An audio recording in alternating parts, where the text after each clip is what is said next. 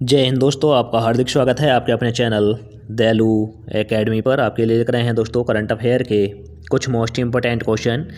और दोस्तों, आप हमारे चैनल पर पहली बार आए हों तो चैनल को सब्सक्राइब कर लें, बेल आइकन प्रेस कर लें ताकि आने वाली क्लास का नोटिफिकेशन मिले आपको सबसे पहले। और दोस्तों, क्लास अच्छी लगे तो अपने दोस्तों में ज़रूर शेयर करें। और इससे पहले ही क्लास आपने ना देखी हो तो हमारी प्लेलिस्ट से जाकर इससे पहले ही क्लास देख सकते हैं। और दोस्तों, हमारे चैनल पर आपको सुबह 6 बजे डेली करंट अफेयर के टॉप 15 क्वेश्चन मिल जाया करेंगे। तो दोस्तों, हमारे चैनल को सब्सक्राइब कर लें। चलते हैं दोस्तों आज की क्लास के पहले प्रश्न की तरफ। जैसे कि दोस्तों, आज की क्लास का पहला प्रश्न है, सेना, नौसेना और वायुसेना सहित सशस्त्र बलों में मातृत्व आकाश दिया जाता है। तो दोस्तों, सेना यानी थल सेना, नौसेना और वायुसेना और सशस्त्र बलों में मातृत्व आकाश दिया जाता है। तो दोस्तों, यह किस बेस पर दिया जाता है? तो दोस्तों, यह दिया जाता है केवल महिला अधिकारी और महिला सैनिक, नाविक और योद्धा, यानी दोस्तों महिला जो थल सेना और वायुसेना और दोस्तों जल सेना होती हैं उन सभी को दिया जाता है। तो दोस्तों, इसका राइट आंसर हो जाता है ऑप्शन नंबर सी, यानी ए और बी दोनों। अब चलते हैं अगले प्रश्न की तरफ। जैसे कि दोस्तों, अगला प्रश्न है, शत्रु संपत्ति अधिनियम 1968 के अनुसार किन देशों के प्रवासियों के उत्तराधिकारी भारत में पैतृक संपत्ति पाने के हकदार नहीं हैं? तो दोस्तों, शत्रु देश के जो आए हुए लोग हैं उनके लिए एक अधिनियम बनाया गया था 1968 में।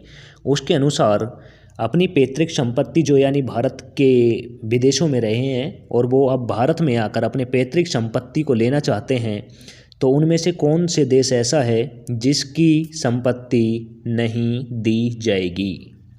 तो दोस्तों, ऐसा देश है चीन और पाकिस्तान। चीन और पाकिस्तान में रहने वाले लोग अगर भारत में आकर अपनी पैतृक संपत्ति यानी माता पिता यानी बुजुर्गों की संपत्ति अगर मांगें तो उन्हें कोई संपत्ति नहीं दी जाएगी। तो दोस्तों, इसका राइट आंसर हो जाता है ऑप्शन नंबर डी। अब चलते हैं अगले प्रश्न की तरफ। जैसे कि दोस्तों, अगला प्रश्न है, किस देश के शतरंज खिलाड़ियों ने फीडे ग्रांड स्विस शतरंज प्रतियोगिता में शीर्ष खिताब जीता है? तो दोस्तों, किस देश के शतरंज खिलाड़ियों ने फीड ग्रैंड स्विस शतरंज प्रतियोगिता में शीर्ष खिताब जीता है? तो दोस्तों, यह जीता है दोस्तों अपने देश भारत ने। यह अपने देश भारत ने जीता है। तो दोस्तों, इसका राइट आंसर हो जाता है option number B. Option number B is right answer. अब चलते हैं अगले प्रश्न की तरफ। जैसे कि दोस्तों, अगला प्रश्न है, national e governance services limited के सहयोग के अनुसार वित्तीय संस्थान के व्यापार वित्तीय प्रतिक्रियाओं को सुव्यवस्थित करने के लिए इलेक्ट्रॉनिक बैंक गारंटी सेवा शुरू की। तो दोस्तों, यह किसने शुरू की है? तो दोस्तों, यह की है HSBC इंडिया ने। HSBC इंडिया ने की है। तो दोस्तों, इसका राइट आंसर हो जाता है option number C. Option number C is right answer. अब चलते हैं अगले प्रश्न की तरफ। जैसे कि दोस्तों, अगला प्रश्न है, भारतीय कृषि उत्पाद निर्यात को बढ़ावा देने के लिए किस वैश्विक खुदरा दिग्गज ने एपेड के साथ साझेदारी की है? तो दोस्तों, यह की है लुल्लू हाइपर मार्केट ने की है। तो दोस्तों, इसका राइट आंसर हो जाएगा option number A. Option number A is right answer. यानी दोस्तों, जो भारत में कृषि के उत्पादन को बढ़ावा देने के लिए यानी निर्यात को बढ़ावा देने के लिए कृषि के जो क्षेत्र में उत्पादन होता है उसको निर्यात को बढ़ावा देने के लिए लुल्लू हाइपर मार्केट के साथ यह समझौता किया गया है। तो दोस्तों, इसका right answer option number A है। अब चलते हैं अगले प्रश्न की तरफ। जैसे कि दोस्तों, अगला प्रश्न है, 6 नवंबर 2023 को नए सूचना आयुक्त के रूप में किसे नियुक्त किया गया है? तो दोस्तों 6 नवंबर 2023 को नए सूचना आयुक्त नियुक्त किया गया है। और दोस्तों यह किया गया है हीरालाल सामरिया को, हीरालाल सामरिया को किया गया है। तो दोस्तों इसका राइट आंसर हो जाएगा option number B. Option number B is right answer. 6 नवंबर को नए सूचना आयुक्त हीरालाल जी नियुक्त किए गए हैं। अब चलते हैं अगले प्रश्न की तरफ। जैसे कि दोस्तों अगला प्रश्न है, भारत और श्रीलंका की नौसेनाओं और तटरक्षकों के प्रतिनिधित्व के बीच वार्षिक अंतर्राष्ट्रीय समुद्री सीमा रेखा बैठक का 33वां संस्करण कहाँ आयोजित किया गया था? तो दोस्तों भारतीय और श्रीलंका की नौसेनाओं के बीच तटरक्षक प्रतिनिधियों के बीच वार्षिक अंतर्राष्ट्रीय समुद्री सीमा की बैठक हुई है और यह 33वें नंबर की बैठक हुई है और यह कहाँ पर आयोजित की गई है? तो दोस्तों यह की गई है पाकिस्तान खाड़ी और मन्नार की खाड़ी में, पाकिस्तान यानी पाक खाड़ी और मन्नार की खाड़ी में की गई है। तो दोस्तों इसका राइट आंसर हो जाता है option number C. Option number C is right answer. अब चलते हैं अगले प्रश्न की तरफ। जैसे कि दोस्तों अगला प्रश्न है, शुरू से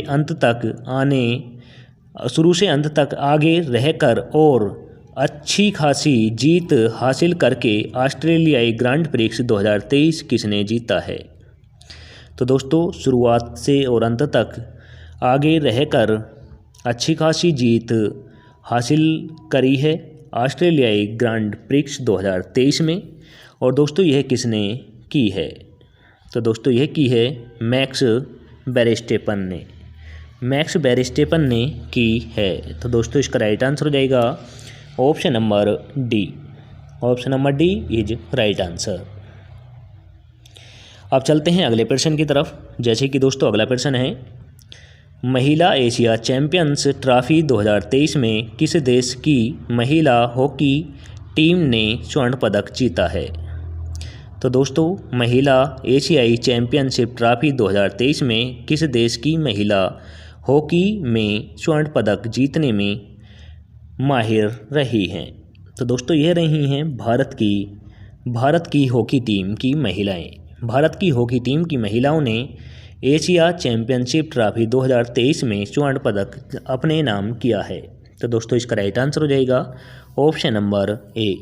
याद रखें दोस्तों, एशियाई चैंपियनशिप ट्रॉफी 2023 में स्वर्ण पदक महिला हॉकी टीम ने जीता है। अब चलते हैं अगले प्रश्न की तरफ। जैसे कि दोस्तों अगला प्रश्न है, भारत में राष्ट्रीय कैंसर जागरूकता दिवस कब मनाया जाता है? तो दोस्तों भारत में राष्ट्रीय कैंसर जागरूकता दिवस कब मनाया जाता है? तो दोस्तों यह मनाया जाता है 7 नवंबर को। 7 नवंबर को राष्ट्रीय कैंसर जागरूकता दिवस के रूप में मनाया जाता है। तो दोस्तों इसका राइट आंसर हो जाएगा ऑप्शन नंबर सी। अब चलते हैं अगले प्रश्न की तरफ। जैसे कि दोस्तों अगला प्रश्न है, भारत के किस बंदरगाह ने हाल ही में अक्टूबर 2023 में 16.1 मिलियन मैट्रिक टन से अधिक कार्गो को संभाला है? तो दोस्तों ऐसा करने वाला कौन सा बंदरगाह है? तो दोस्तों ये है मुंद्रा बंदरगाह है। तो दोस्तों इसका राइट आंसर हो जाएगा option number B. Option number B is right answer. अब चलते हैं अगले प्रश्न की तरफ। जैसे कि दोस्तों अगला प्रश्न है, भारत का पहला Wi-Fi 6 ready broadband network launch करने के लिए किस कंपनी ने नोकिया के साथ साझेदारी की है?